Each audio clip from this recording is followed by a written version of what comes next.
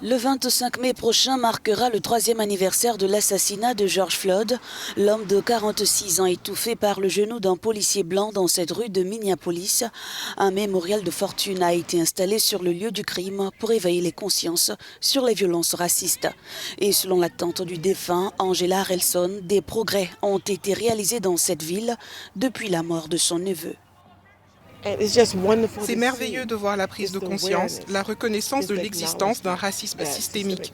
Les gens nous demandent toujours, pensez-vous que les choses s'améliorent? Oui, à Minneapolis, 6 policiers ont été condamnés en l'espace de 3 ans, dont une femme blanche, ce qui ne serait jamais arrivé auparavant.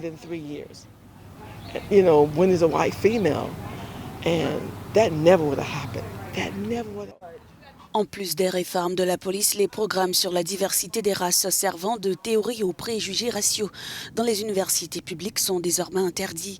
Mais il reste encore du chemin à parcourir, selon Angela Harrelson.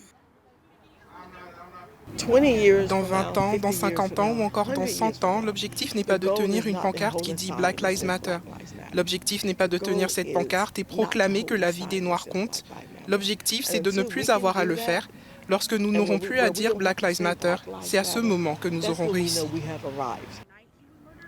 Pour l'étudiante Bethany Tamra, la mort de George Floyd n'a pas changé les théories radicales sur la perception des Noirs américains. Pour elle, il y a même eu régression dans la pensée collective. J'ai l'impression que nous avons fait 5 pas en avant et 15 pas en arrière. J'ai demandé à mes amis et même à mon père hier, pensez-vous qu'il y a eu un changement? Ils sont tous noirs et ont tous répondu non. Il est donc évident que les choses positives se sont produites sur le moment, mais il semble qu'avec le temps, elles se soient effacées et que l'on soit revenu à la situation initiale. En 2022, 1096 personnes sont mortes lors d'interactions avec la police.